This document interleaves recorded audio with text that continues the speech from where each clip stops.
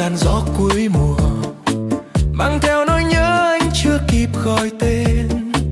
Con phố cũ vẫn còn in dấu bước, mà lòng người đôi khác chỉ trong một đêm. Bao câu hứa nằm lại giữa ngọn đèn, nhưng điều chưa nói giờ hóa khói bay xa. Anh đứng giữa những điều dang dở ấy, tự hỏi lòng mình ta mất nhau thật nào.